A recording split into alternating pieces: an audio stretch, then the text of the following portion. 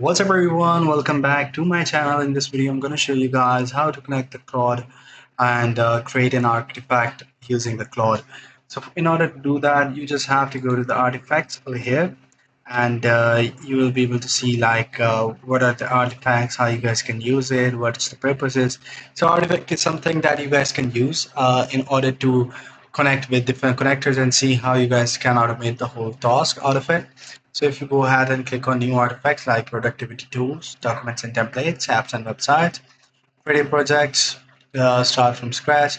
You guys can do it like productivity tools. You guys can simply give it an simple productivity tools. For example, you just give it a description and details. It will check all your connectors from here. Let me just show you guys, and then it will suggest you what artifact is the best for you in order to use. So this is how you guys can start the conversation in order to create an artifact and use it for your own purposes. I hope you find this video helpful. See you in the next